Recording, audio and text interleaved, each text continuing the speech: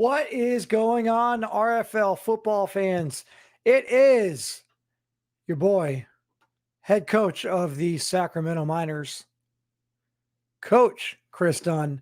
Welcome into another edition, a Tuesday edition of Miners Live. We are back at it again, as we are every single Tuesday night from 8 p.m.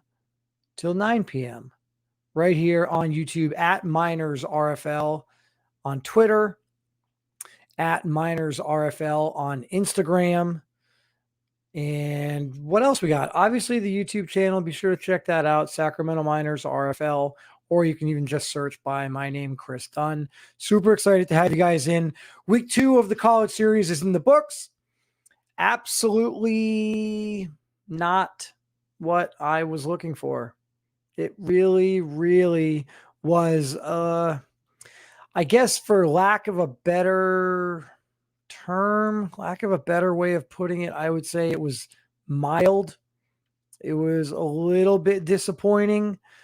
I think at this point, if there's one thing that I can say, it's that the college series after 2 weeks is very top heavy. There are a few teams that look like they could win the national championship. And then there are about 27 other teams.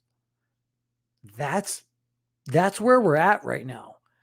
And I don't care what all of you might think about your team and your player and your conference and your chances, because you talk a lot in Discord, or your guy was a 95 overall, or he plays a position that is highly recruited and highly sought after. None of that matters. If you've watched these games so far, it doesn't take much to sit there and just look and watch and realize there are not a lot of good teams playing football right now in the college series. Okay? We're talking about, I would say, I could count on one hand. And we'll get into it a little bit later. I'm going to bring on my good buddy Mitch O'Brien to talk Campus Rewind for a little bit. So we'll have our thoughts on week 2 of the college series. We'll get into a little bit of who we think our top 4 teams are in the country. Obviously, at the end of the year, this is going to be a little bit more prevalent, and it's going to be a lot more important when it comes to who are those final 4 teams. Who are the 4 teams that are going to be in the college football playoff? So Mitch and I will talk about that. Obviously, right now it's super early, but it's never a bad idea to get the fans talking, give you an idea of what we think. So I will have Mitch on the show again tonight. He'll be coming on the show probably around 8:15, 8:20. So again, excited to have him on the show. And then also a special guest later on in the show, wide receiver Patrick Connery from Ohio State will be joining us this evening as well. So super excited to have Patrick Connery on the show. We'll talk about Ohio State coming into week 2 as the number 1 team in the country. They do get the victory, big victory over Oregon. So there's no reason why they shouldn't remain the number 1 team in the country. So we'll talk to Patrick Connery about his Buckeyes, what he thinks about them moving forward, their chances of potentially winning a national championship. But again, before then, we will have Mitch O'Brien coming on the show about 8:15, 8:20, and we'll give you guys a little bit more in-depth breakdown of the week 2 in the college series. I will have my offensive player of the week for you, as well as my defensive player of the week for you. You might be surprised to know that my defensive player of the week plays for a really terrible offense. I will just say that right now. My defensive player of the week for week 2 plays on a team that is A, not that great, and B, the offense is really bad. Really, really not good. I get just not a good offense. So we'll get into that a little bit more in a bit. Shout out to everybody in the chat right now. I see D'Lo out there. What's good, buddy? I see you, D'Lo. Richard Grooms, I see you as well. We got a lot of West Virginia guys, a lot of West Virginia. Looking at their boys in the top 5 right now. We'll have to wait until tomorrow to see where they fall, where they land. I shouldn't say where they fall, but where they end up. Do they move up at all? So we'll have more of the RFL Live. The RFL Live podcast will air tomorrow night, and we will get a look at the new top 25. So where will West Virginia land? Anthony Fry, I see you out there. What's up, buddy? CP. All right. Look, your boys, Miami, they got to win. It was an impressive win, I guess. If you look at the score, it was an impressive win. Okay, the boys played well. Is Miami one of those teams? Listen, I said there were a handful of teams that have a chance to potentially win the national championship. There's about, I'd say 5 teams right now that I think I could legitimately, maybe 6 teams that I could legitimately see making that top 4. Is Miami one of those teams? Stick around. Mitch and I will discuss Miami as well. Who else we got in the chat right now? Beta Brothers, what's going on? I don't actually know who Beta Brothers is. If you guys know who Beta Brothers is that a player in their league? Is it just a fan of the RFL? I know one guy here was a fan of the RFL, Rapid Fire Gaming. Nice to see you again. Always appreciate the good vibes. Who else we got in the chat so far? If I missed you, I apologize. Keegan Mayer, look at the defensive end from Ohio State.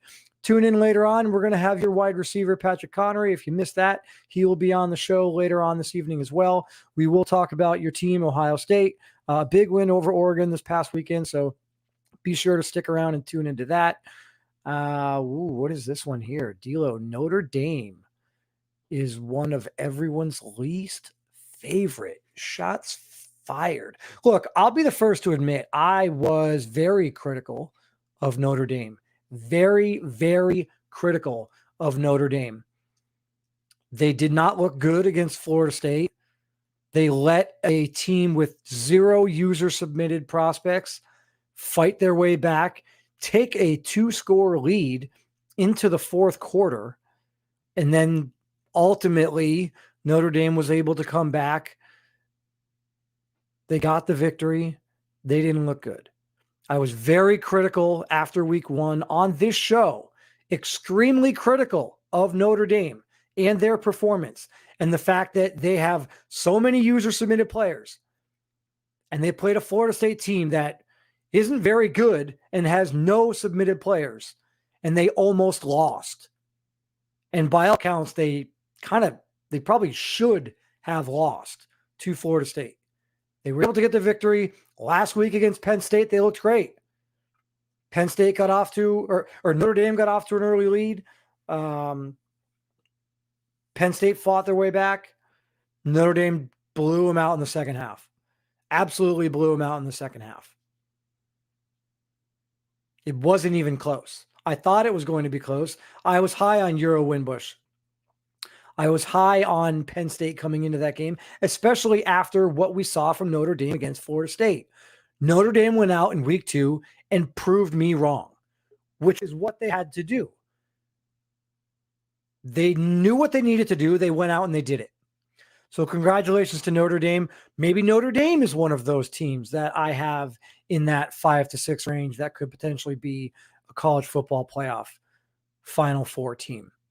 Again, we'll get into that with Mitch. We'll have him on here in about 5 minutes. We'll have Mitch join us.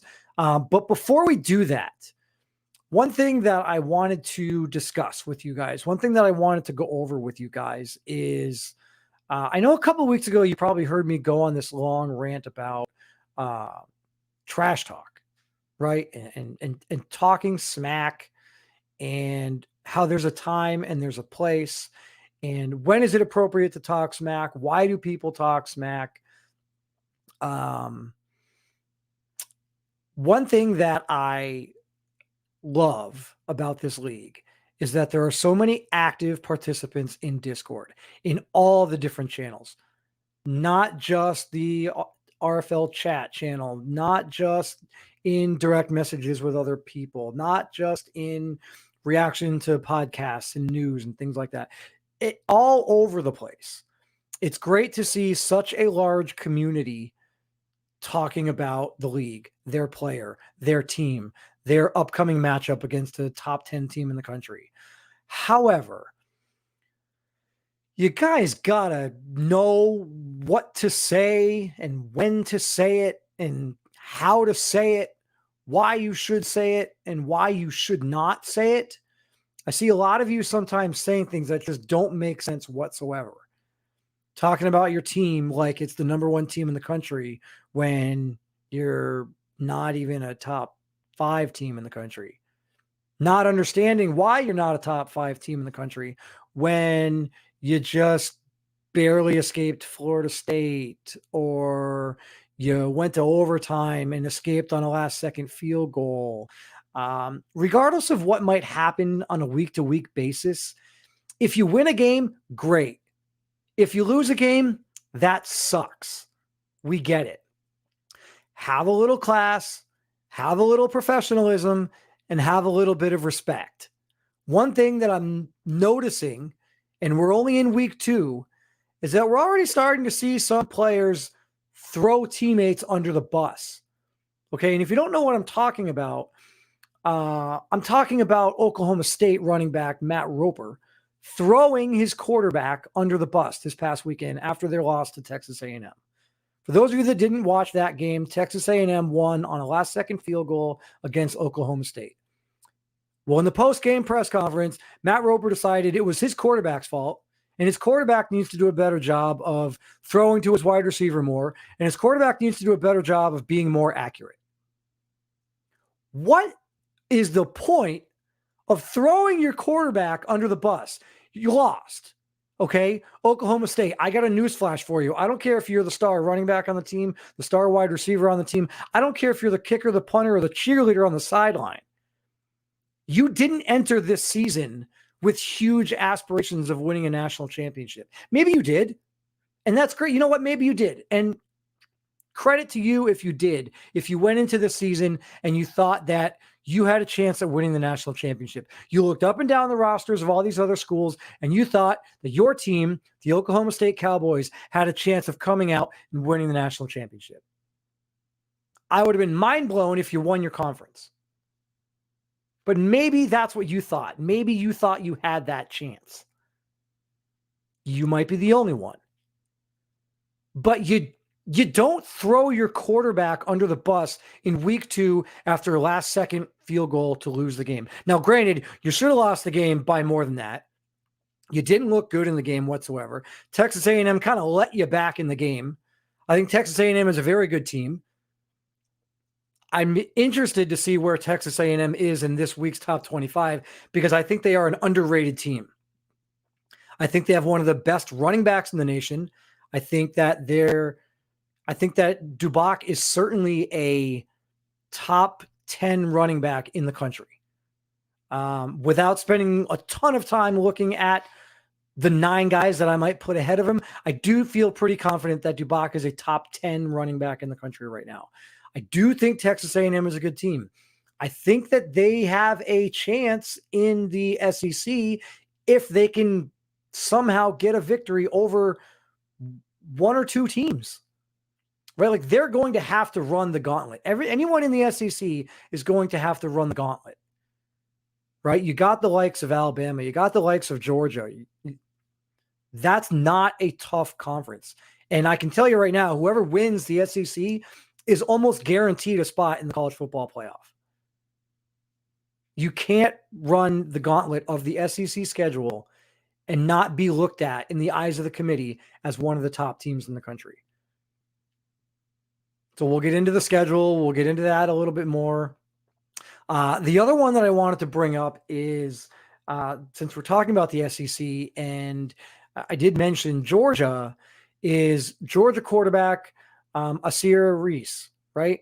So some post-game comments from him this past weekend. And so here's what Georgia quarterback Asir Reese had to say about his team's performance this past weekend. I feel like I've been given the opportunity of a lifetime playing quarterback for this ball club that is so committed to each other. I wish that you had just stopped the quote right there. I feel like I've been given the opportunity of a lifetime playing quarterback for this ball club that is so committed to each other. You should have just stopped right there. As long as they continue to make it easy for me, I'll continue to make plays. Now, I understand what the quarterback of one of the top teams in the country is trying to say here. I assume what he's trying to say is my team is playing really well around me. My team is playing so good that they're making it easy for me. And as long as they continue to do that, then I'll continue to make plays. Look, Asir Reese, it doesn't matter whether your defense makes plays for you or not. It doesn't matter whether your running back busts off an 85-yard run with 76 yards after contact. You still need to make plays. Whether or not your defense, whether or not the other guys around you are making plays to make your life easy, doesn't mean that you shouldn't be making plays.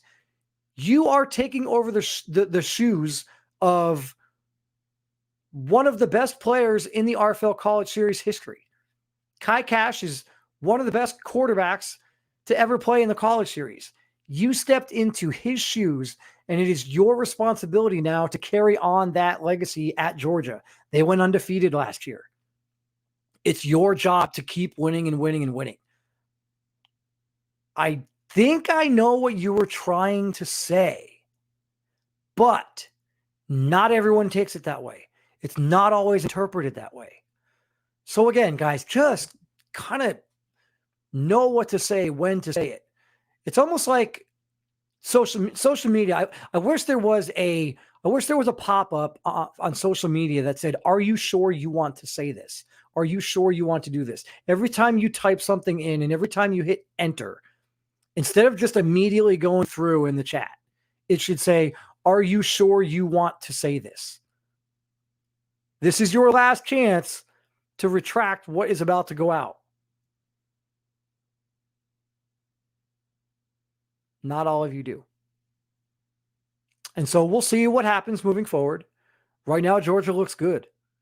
Asir Reese looked good. He didn't look like a Heisman caliber quarterback. He threw 3 touchdowns. He didn't have an interception. He looked good. He didn't look phenomenal. He didn't look fantastic. Most of the opportunities that he had were because the defense created them for him. I think North Carolina got a little bit jobbed by the refs. They got extremely unlucky with the interception in the back of the end zone. So Asir Reese was put in a position where he didn't have to do a ton to succeed. They got in a hole early. They fought back. Great performance from him in the second half. Certainly keep his team in the game and ultimately come away with the victory. The defense stepped up in the second half. I think the defense only allowed, 6 points in the second half. So a great job by the defense. I just am interested to see how things are going to progress, how this college series class is going to progress throughout the next few weeks. So just a couple of thoughts that I had about the post-game press conferences, some players throwing their teammates under the bus. It was an exciting week too. I think there are some more exciting weeks to come. And so we'll get into that right now. Actually, we'll get into that with my good buddy, Mitch, Coach Mitch O'Brien of the Portland Snowhawks. What time you left me? And I've been banging on the door for 10 minutes. What is going on, buddy? Oh, just sitting in the back room, banging on the door for you to let me in, but you just kept the door locked. So that's it. How you been? Pretty good. I've decided to make changes in my life and lose a beard and go with your haircut. Did you call my guy? Yeah, I called your guy. You called my guy? I hope he gave you a good deal. I hope he gave you a good deal. Great rate. All right, good. I told you. I said, take care of my buddy Mitch. He'll stop by. So, all right. You obviously heard, watch the games this past weekend. Give me your initial thoughts on week 2. I guess we'll start kind of what was something that you were pleasantly surprised with? Any particular player that, you know, sparked your interest this past weekend? Moses King, quarterback for Texas. He definitely came out all cylinders go. 400 yards passing, 3 touchdowns. Led his Texas Longhorns team to a hard fought battle over Arizona State. Running back wise, Amari Bone came back out and put up another great performance against Maryland. 27 carries, 197 yards, 2 touchdowns. Inevitably led the Seminoles to a victory over the Terrapins. So obviously great performances by them. I see Richard Grooms in the chat. Pleasantly surprised. 2 picks, 1 pick really. 1 was a Hail Mary in the grand scheme of things. Pass deflections and all that. So currently he's leading the college series with 3 interceptions. People want to call him CB1. I don't know if I'm ready to crown him that yet, but no, those were definitely a couple players that really stood out to me. Anyone that was a bit of a, I don't want to say it, I guess for lack of a better term, was there anyone that was disappointing? Anyone that you thought maybe coming off of a good performance in week 1 would carry that over into week 2 and just absolutely threw up a clunker? I wouldn't really define Winbush and Creel as clunkers. It just inevitably came down to how the game plan fell. That they fell behind. They became pass heavy, and they just never obviously got their opportunities to explode. One more player that just dawned on me when we were talking about running backs was DeMarco Brewer for Oklahoma. Absolutely, he went crazy. He had 17 carries. Just shows feed the rock to the man, and he'll take you to the promised land. So. Yeah, that was 2 players that I would say kind of disappointed. Don't want to again throw Miles McCain back under the bus, but another game that was questionable with his performance. He definitely had some bright spots for sure. Obviously, hanging in there with a mighty Georgia team, but that 3rd interception was absolutely mind-baffling of what happened on that. That RPO slant, that ball just sailed nowhere close to Bo Slauson. First interception, questionable in the sense, did Moore he was get out of bounds. Did he get his foot down? I didn't think he got his foot down. Madden Animations would say he probably got his foot down. Obviously, when Rob zoomed in, we saw the grass move. Obviously, man registered that the foot made contact, and then obviously, as Rob said, the ankle, CC's ankle was in the ground. So how much can we really come down to man animations that we got a player's ankles in the ground and a person trying to get a toe drag animation? So inevitably that's obviously 50-50. Is he in bounds? Is he not? Second one, Miles McCain just sent to prayer up to the end zone. Gets deflected. CC dives down and picks it off. 50-50 ball. Didn't need to be thrown, but I wouldn't land to the slaughterhouse for that interception. But the third one was yikes. Yikes. Yeah, I just have a hard time. I said this on a previous show. I was super excited about Miles McCann coming into the season. I'm still excited about him. It's only week 2. I'm trying to wrap my head around the fact that a quarterback with those weapons can have 6 interceptions and 2 touchdowns through 2 weeks. He's got to bounce back. The only saving grace here is you look at those 2 games and you say, okay, they played really good teams. Yeah, really good teams. They played. That's a positive. They're going to get the ACC schedule moving forward. Maybe not the most difficult schedule. Actually, we can pull that up and we can kind of go as we segue into. I want to kind of get your thoughts on who you think the top 4 teams are in the country, but really just taking a quick look before we do that at the ACC schedule, the upcoming schedule, for example, for a North Carolina. So if you look at North Carolina, right, they lost to Baylor in week 1. They lost to Georgia in week 2. They've got Louisville, Penn State, South Carolina, Florida State, their next 4 games in a row. Look, I don't know that any one of those teams is a top 10 team in the country. Florida State was unranked coming into this week. They got to win. Maybe they jump into the top 25. South Carolina got to win. They were what, 13? So maybe they bump up into the top 10. Probably not. They're probably still just outside. Penn State with the loss to Notre Dame, certainly not going to jump into the top 10. Louisville, the big win over Iowa. I don't know if they're going to make that jump into the top 10. So those are 4 games right there that if Miles McKinn plays to the level that I guess we anticipated he would coming into the season, those are, do you agree with me here? Those are 4 very winnable games for North Carolina. I would definitely have to say that North Carolina is going to have to be favored in all those matchups. Obviously, as we've seen so far through the college series, they're not gimmies. Louisville's 2-0 for a reason. Penn State, Edmund Yuki, Winbush, they're good players. Jeff Sharping. So Penn State's, again, no slouch. South Carolina was on there. They're no slouch. They're 2-0 right now. So, and what was the other school? Florida State, again, no slouch. Right. Amari Bone. You talked about Amari Bone. Yeah, exactly. So yes, those 4 games should all technically be favored for UNC, but none of them are going to be layovers saying, "Oh yeah, UNC's 4-0 in the next 4 weeks." So, yeah. So I mean, I look at that, and let's just say, assuming North Carolina can run those 4 in a row, and North Carolina gets to 4-2. When you and I come on the air in week 7, or after week 6, right before week 7 starts, and we're talking about a 4-2 North Carolina team, we might also be talking about a 5-1 Georgia team. We could be talking about a 4-2.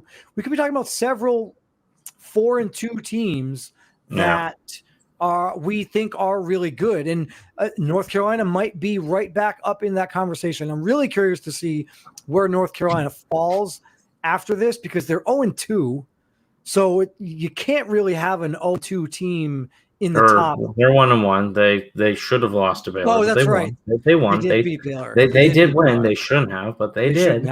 They shouldn't have. That's right. Forgot they got that win. So we're talking about a 1-1 team. I don't know. I don't know. Like you said, it's still early. It's only week 2. And I'm probably spending too much time thinking about what I thought UNC would be doing versus what they're actually doing. Have a season after this. They have what?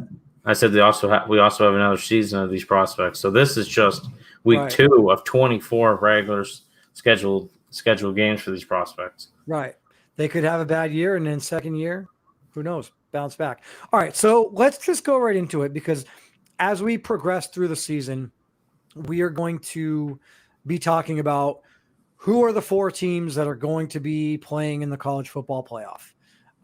So I want to ask you, and I asked you, I posed you this question off air before we came on, and I didn't want to know. I don't want to know. For those of you watching, for those of you listening, I have no idea, and Mitch has no idea who each of us have as our top 4. So, Mitch, I'm going to let you go first.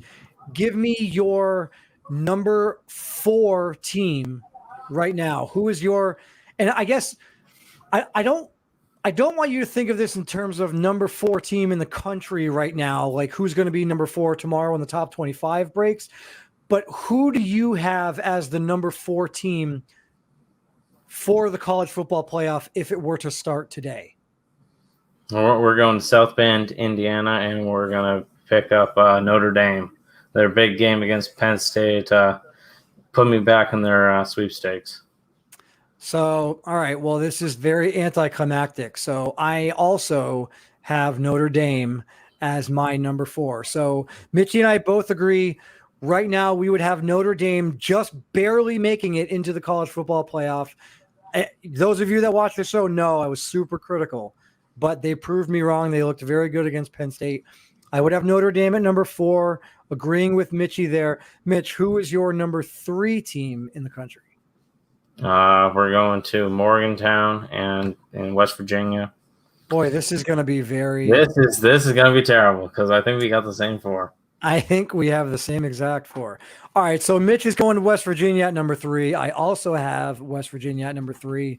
Mitch, I'm just going to assume that you have Georgia at number Athens, 2. Georgia, and yes, And so that means Columbus, Ohio at 1, and the Buckeyes. And we're going Ohio State at number 1. All right. So right now we both have the same top 4. I guess it's not super surprising given the fact that we've only had 2 games played so far. Exactly. Ohio State, it's not hard to tell. Ohio State has looked very good. I have gone on the record as saying I think Ohio State has the best defense in the league. I know that there's some people out there that might want to take me to task on that. I had some people saying, well, what about Miami? What about Miami? Like, I'm sorry. Ohio State's defense right now is better than Miami's. Georgia's defense is better than Miami's. There's a lot of really good defenses. I think Ohio State's defense looks really good. Is there any defense, Mitch, that you might have that you could be on par with, or you might even think is better than Ohio State's right now?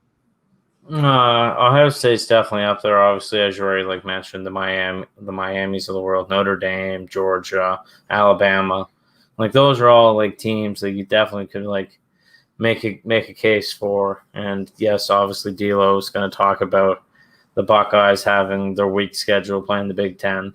Hey, that's not the Buckeyes' fault that everyone decided not to load up the Big Ten with teams. There's Michigan, there's Iowa, there's Wisconsin, there's Maryland. It's not Ohio State's fault that no one decided to go to those schools and compete with them. They have to play them. That's conference games, so it's not their fault. Yeah, and I'm pretty sure too. Let's pull this back up. But I looked at this earlier. Yeah, okay, fine. You can say what you want about the Big Ten. The Big Ten's not the most difficult conference schedule to play in. Where was it? But they've got to play Georgia, right? They've got to play. Look, I think Texas A&M is underrated. They've got to play Georgia and they've got to play Texas A&M. So, I mean, look, Oklahoma's good too. Oklahoma's a good team too, right? Of course. So we saw what Morning can do. What team is I don't want to hear anybody on Miami sitting there saying that Ohio State doesn't deserve to be number 1 because they haven't played anybody. They play a weak conference. They played an easy schedule. Look, Miami, the ACC is not exactly a gauntlet, okay? Yeah, Notre Dame's got a lot of submitted players. Notre Dame looked really good against Notre Penn Dame, State. Clemson, UNC. I don't know that Notre Dame, Clemson, UNC is that much better than Penn State. What was it? What was the other? Penn State, Texas A&M, and who was the other team that I said they play? Oh, Georgia. I don't know that those 3 games are any difficult. And look at Miami's schedule. Okay, they had Alabama. That's a tough break. Wisconsin, not that great. West Virginia, okay, that'll be a test. Notre Dame, that'll be a test. Clemson, that'll be a test. And then UNC. They've got those games right there, which will be very, very, very tough. But then they've got Louisville. At that point, who knows what Louisville looks like? They don't have a ton of user-submitted players. Louisville could be a 500 football team at that point. Then they've got Maryland. Maryland doesn't look that great. USC, I don't think they're looking pretty good right now. Florida State, no user-submitted players. I guess, yes, I would say Miami's schedule is more difficult than Ohio State's. But Ohio State's defense and Ohio State's offense and the combination of the two are far superior. You are far superior than what we've seen collectively from Miami. Offensively wise, yeah, I can give you that. Defensively wise, I could say their defenses are about the same. Obviously Monty Wyatt's shredded the defenses that he's faced, and week 1, obviously you got to credit Miami did play Alabama, and Alabama obviously again has another air quote top 5 defense. It's definitely up there. If it's not 5, it's 6. So obviously with sliders have now changed a bit, obviously with some different views, but I will definitely say Miami in the grand scheme of things, honestly kind of disappointed against Wisconsin. Yeah, they did win by 13, but they kicked 4 field goals, and it just wasn't the exciting game that Miami could have put up. They left points on the table where they could have got them. For sure. I laugh. I can't help but laugh because you get this in the chat. That's how I know we're great, because we get compared without even saying nothing. Well, wait, no, you were saying something.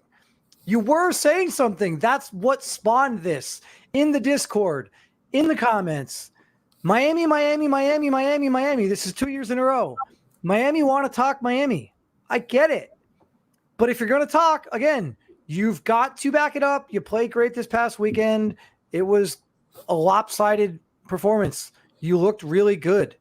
But just because you won doesn't mean you're suddenly the best team in the country. If there's anybody that should understand that, it is an alumni of the University of Miami. Because after what happened last season, you should know. The games are played on the field, not in the Discord. Okay, I digress. All right, Mitch, before I get you out of here, any last thoughts on week 2, or what are you most looking forward to for week 3? Week 3, definitely, obviously, Miami versus West Virginia. I'm pretty sure that will be the last game of the week on Monday. I Monday don't night. don't know that 100%, but I would could be a Thursday. Or it could be a Thursday, Could but be the Thursday night game. I definitely would put my money on that. It's going to be obviously probably the best game of the week, and probably the last game of the week. Again, don't know that for sure, but I would feel fairly confident having that bet on Monday night. But who knows? All right. Well, as always, Mitch, appreciate the time. I know you got a lot going on tonight and super busy. So as always, I appreciate the time, and we'll talk soon, buddy. Yeah, talk to you later. All right, man. Mitch O'Brien, head coach of the Portland Snowhawks, joining me for Quick Campus Rewind this week on Miners Live. So look, I know that everybody's got strong opinions about their team, and we're 2 weeks in, and not everyone's team has lived up to the expectations. I don't think that it is outlandish to look at the way that Ohio State has performed and say that they're the best team in the country. Like, I don't care.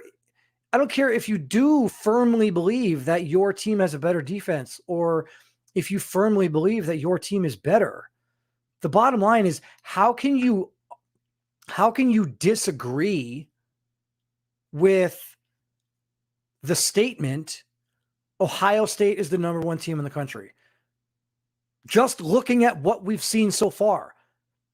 I don't necessarily care about the rest of the schedule. That will play itself out. If Ohio State loses a game, well, then they're no longer, probably no longer. I mean, who knows? Depending on when they lose it, they might still be the best team in the country. But I don't think that it's ridiculous. And I think that it's fairly accurate to say that Ohio State is the number 1 team in the country right now. The way that they look on offense and the way that they look on defense, I think you could make a case that they have the best defense in the league. I certainly think that they have the best defense in the league. A lot of you may disagree with me. That's fine. I think there's also a case to be made that they have one of the best offenses in the league. That is a very, very talented Ohio State team. Great offense, great defense, depth.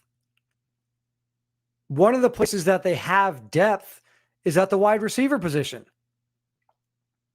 And one of the players at the wide receiver position for the number 1 team in the country right now, Ohio State Buckeyes, is my guest right now on Miners Live, Patrick Connery. Patrick Connery, welcome to the show, buddy. Thank you. It's a pleasure to be here, Coach Dunn. I'm very excited to be on the show. So first things first, I got to ask you, what are your thoughts about the 2-0 start for your Buckeyes? Well, we're very excited about the start, but I feel like those games definitely could have gone a lot better. I feel like in both games, the offense, we left too many points on the board. I mean, we are very happy with the 30 points, but we know that in both of those games that we could have gone more. And we're going to continue to work on that and be better. But we're very excited. I mean, our defense is playing at a very elite pace. And I saw Miami guy that they have allowed the least points. Actually, that would be us that has allowed the least points. We've only allowed 20 points in both of our games, and they've allowed, what, 14, 13? How many points did Wisconsin score? Uh-oh, shots have been fired. So we've allowed the least amount of points in the past 2 weeks than any team. So I think we have one of the best Ds in the league. I mean, KMJ. I want folks to start calling him that. KMJ had a fantastic game this past week, along with Joe Trippin, who is just a monster on that interior line. He was getting a bunch of sacks, and then just it was a great day. It was a great game, but again, the 2 turnovers, that we could have taken, that we shouldn't have had, but to us, like, we felt like that we could have had so many points in that game, and we're going to continue to work on that and use that going into the next game. So you got your player here. You built one of the things that I look at. One was the depth of the wide receiver position at Ohio State. Certainly knowing that there are 3 submitted wide receivers. Let me just first ask you, when did you find out that you were one of 3 wide receivers going to Ohio State? I found out pretty late. I actually wanted to be the quarterback first. I made a cornerback build, but just like I said on Coach Back's podcast, thankfully I had someone else, because Monty Wyatt is a beast. But I realized pretty late when I saw the Excel list, and I was like, okay, Caleb Houston and Zoe Sheffield. And I was like, all right, we got some boys here. So it's just going to be us 3, and let's do it. So that was my second pick. And then if they would have had more, I probably would have gone with a defensive back next. So I asked that because I look at the depth at the wide receiver position, and I look at the player builds, and I look at the build of yourself, and I love it for a slot receiver. I absolutely love it for a slot receiver. I don't believe that all slot receivers need to be short. A lot of times there's this misconception that, the slot receiver should be this very small, shifty, quick guy that can get in and out of traffic. You see a lot of slot guys are 5'10", 5'11", 6 foot. You don't have to be. There's nothing that says you can't be a 6'2", 6'3" slot man. And so when you look at yourself, 6'2", 180 pounds, right? Not a big, bulky guy. I love the catching traffic built into the player. I love the release built into the player, especially from the slot position. Look, for those of you that want to make a living in the slot, it's not a bad idea to have good release, right? Because a lot of times that slot receiver is getting pressed at the line of scrimmage. Either you're getting pressed by that nickel corner, maybe you're getting pressed by an outside linebacker. You're getting rubbed off before they possibly blitz, drop back into coverage, whatever the situation might be. Personally, I just drafted a wide receiver in this past RFL draft that had very good release.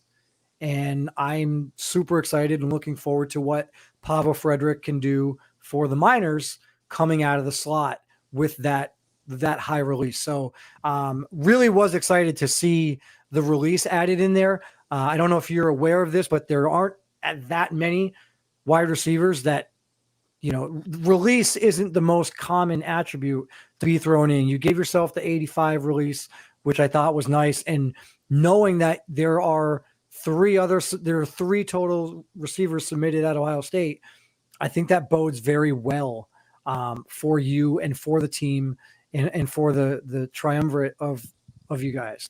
And the thing is, though, is that what I've seen in the formations, I would love to play in the slot. I think from what I've seen from our first 2 games, we have been having Zoe play a lot in the slot, and I've been more up top playing the cornerback 1, because I see I know kind of like how it works, and I know there's a certain side of the field like CB2 kind of goes with the wide receiver 1, and CB1 goes with wide receiver 2, and that's something that I learned from the games and stuff like that. So I'm like, Right.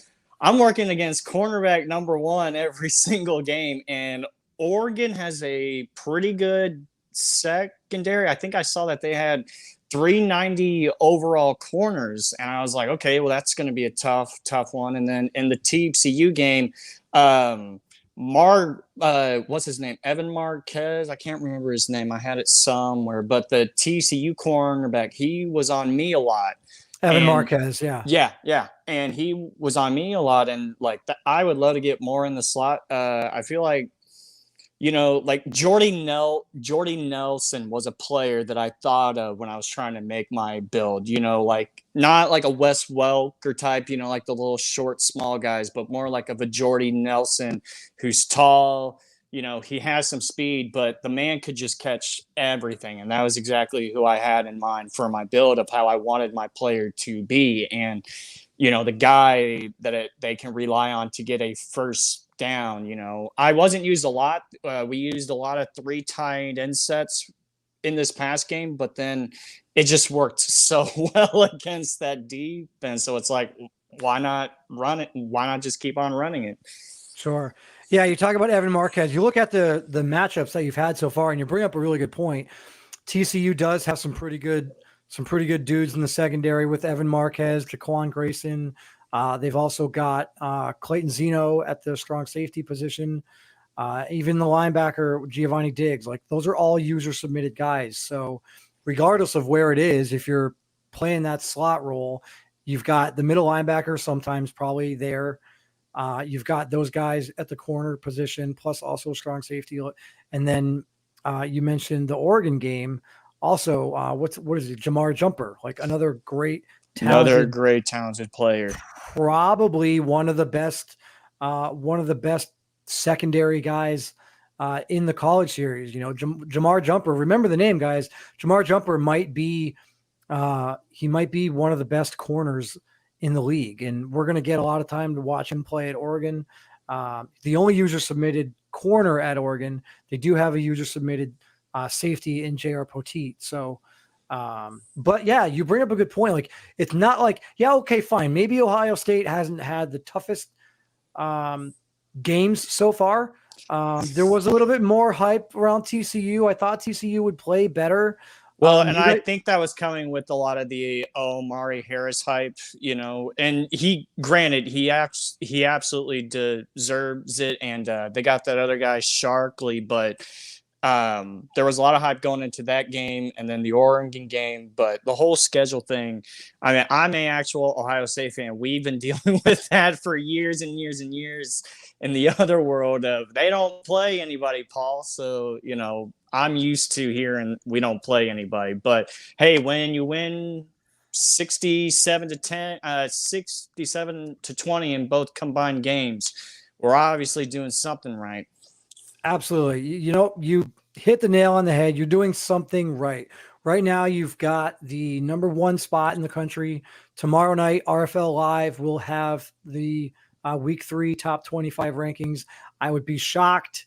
I would be mind blown if Ohio State did not remain at the number 1 spot. So, Patrick, congratulations on being the number 1 team in the country. Congratulations on the early success. Best of luck moving forward, regardless of what everybody might say about the schedule. There's nothing that you can do about it. Just go out there and keep playing the way you're playing, man.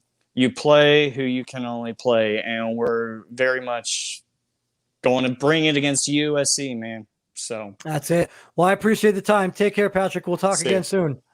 All right, take care, man. Patrick Connery, everyone, wide receiver for the Ohio State Buckeyes. Like I said, probably still the number 1 team in the country.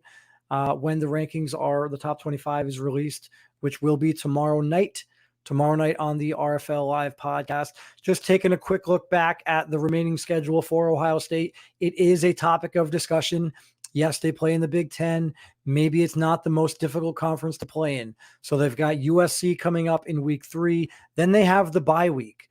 So it'll be really interesting. I think that will be very interesting because they have the earliest bye week of any team. So with the bye week after just 3 games, There are going to be some teams out there that have played 4 games when Ohio State has only played 3. What happens when we have a potential 4-0 team? Ohio State could lose the number 1 spot without even playing a game in week 4. And if that's the case, there's a scenario where they might not get the number 1 spot back, right? Like we might see teams run the table. So Ohio State with the bye in week 4, they share that week 4 bye with South Carolina. Then coming out of week 4, they've got Iowa. This is where they hit back-to-back Big Ten games, Iowa and Maryland. Maryland looks like it should be a win. Iowa, I would give them a win. I think the Iowa game might be a little bit closer than the Maryland game. The Louisville game, I would give them a win. And then you've got the Georgia game. So, again, the Georgia game right there, like best case for Ohio State is they are undefeated. They are 6-0 headed into the Georgia game. If they knock off Georgia, at that point, they have beaten not just every team that's been on their schedule, but they've beaten who many think is the only team in the country that might have a chance of beating them. Right now, I think we're going to find out tomorrow that the 1 and 2 in the country is going to be Ohio State and Georgia. Well, we're going to get a chance to see Ohio State and Georgia play against each other in week 8. And looking at Ohio State's schedule, there's a very good chance that they could be 6-0 going into that game. Looking at Georgia's schedule, they've already got Clemson, UNC. They'll have South Carolina. Should be a win. LSU should easily be a win. Alabama, maybe a little bit of a close game there. That could be a tight one. It is at Alabama. So that could be interesting to go on the road to Tuscaloosa. That could be a tough game for Georgia. And then they also go on the road to Auburn. So Auburn, not very great this year, not as good as they were last year. The Alabama game could be tough. Then they come back home for Texas A&M before playing Ohio State in week 8. So Georgia has a more challenging road to get to week 8, but I still envision a scenario where both of those teams are undefeated. At that point, Georgia would be 7-0 to Ohio State's 6-0, and Georgia would probably, by all accounts, be the number 1 team in the country if that were to play out that way. So again, we're getting way ahead, and we're talking about several weeks in advance, and a lot of things can happen between now and then. But for right now, I've got Ohio State as the number 1 team in the country. I've got Georgia as the number 2 team in the country, West Virginia at number 3, and Notre Dame at number 4. Now, the number 4 spot for me is very debatable because for me, that number 4 spot could very easily just be a conference winner. And so to pick that team in week 2 is extremely difficult and almost doesn't make sense because there's a scenario where what if the winner of the ACC is not Notre Dame? Does that team get into the college football playoff? What happens if a 2-loss Clemson or a 2-loss UNC or even like a 3-loss UNC that wins the ACC championship, or a Clemson that wins the ACC championship? Or look, Florida State's not ranked right now, but they look really good. Amari Bone is making a case for being the best generic running back in the league. It's almost unfortunate that we don't get to hear from Amari Bone in the chat, in the Discord. It's unfortunate that Amari Bone was not a user submitted player because he looks really good at Florida State. Louisville looked really good against an Iowa team that was very impressive in week 1. There's a lot of teams in the ACC. Like, I think Notre Dame is the best team in the ACC, but if Notre Dame were to stumble and they were to lose 2 games over the course of their next 4 or 5, we could very easily be talking about a UNC or a Clemson or a Louisville or a Florida State or a Miami. Like, all of those teams can make a case. There's not really any room for error. I know that the ACC doesn't get a lot of love. People don't think the ACC is very good. but there's not a lot of room for error in the ACC. One of those teams is going to have to finish with less than 2 losses, or 2 losses exactly, and hope that they win the ACC championship game. Because I can't imagine if you've got between Miami, Notre Dame, Florida State, Louisville, Clemson. Am I missing anyone in the ACC?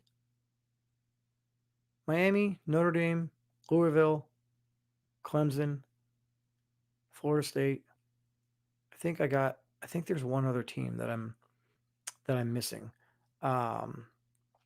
Those are the teams that, if you look at the ACC, those are the schools that have a chance. But are they going to be able to get through the ACC schedule with 1 loss or with 2 losses? The same could be said for the Big 12, right? Like, take a look at some of the teams in the Big 12. Let's look at the top 25 rankings right now. Right? You look at the Big 12. You've got Oklahoma, who entered the week at number 10. You've got Baylor, who entered at number 19. I think both of those teams are better than those rankings. Oklahoma State at 23. I think they fall out of the top 25. We got Texas at 24. I don't think they're very good. I think the ACC is a better conference than the Big 12. And so if we're talking about the college football playoff and we're looking at down the road and the conference championship,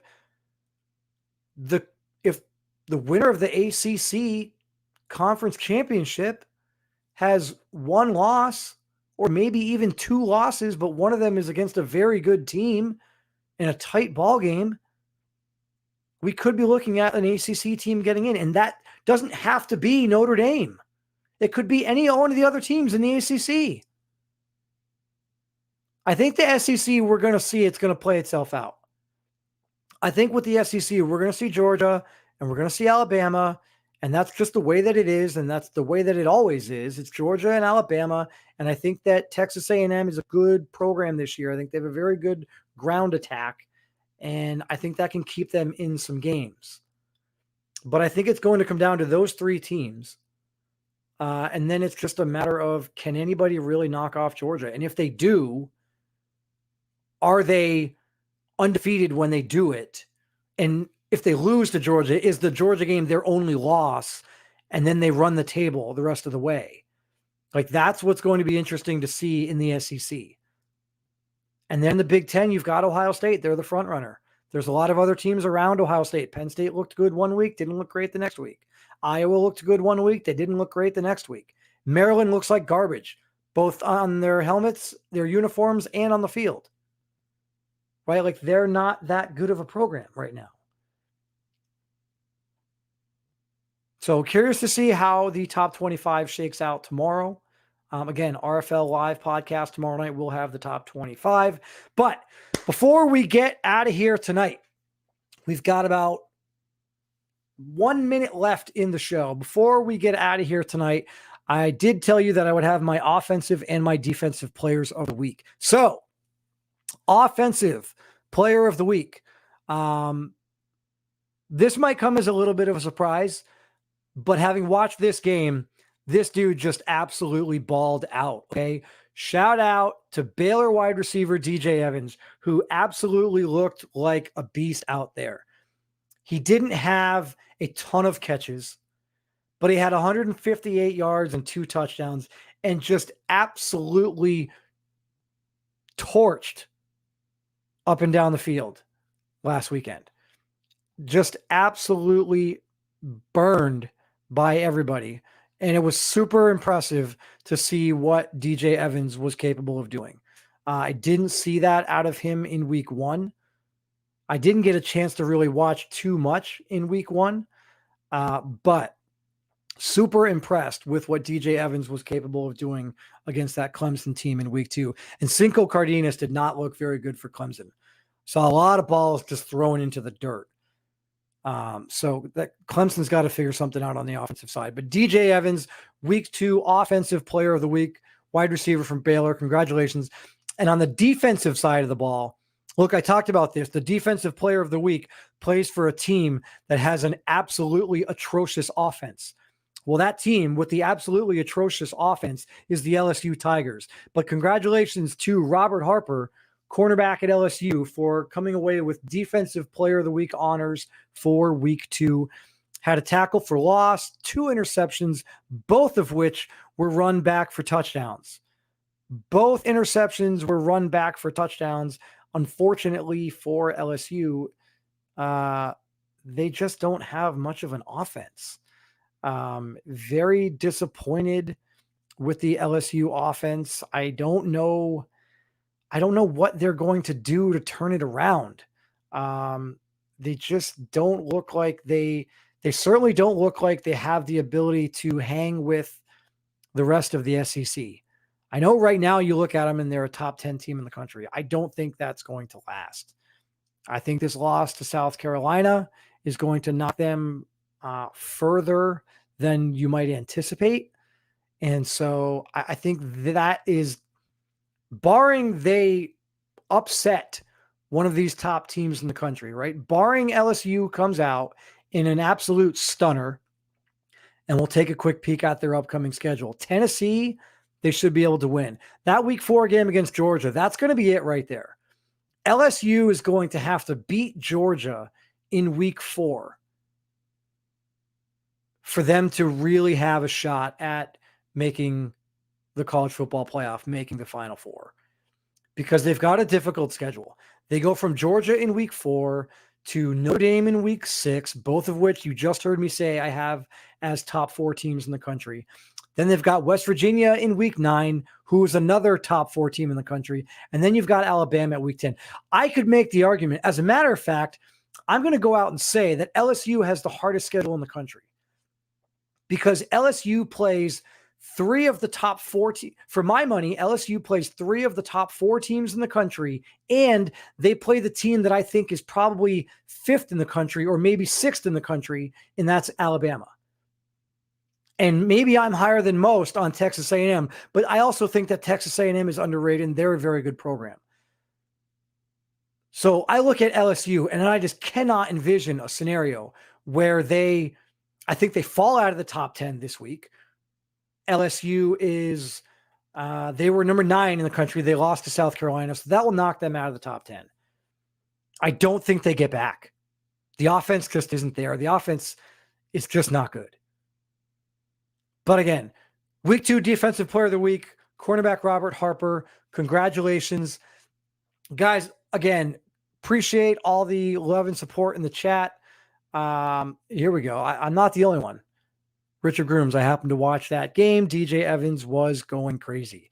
Yeah, he only caught 5 balls, but he had like 32 yards per catch average. And granted, that was 2 of them were deep balls. I think he had 2 catches that were over 50 yards. So that significantly pads the yards per catch. But he just absolutely balled out in that game. And Clemson, I thought, had a very good defense after the way they performed in week 1. They didn't get the win in week 1, but the defense looked good in week 1.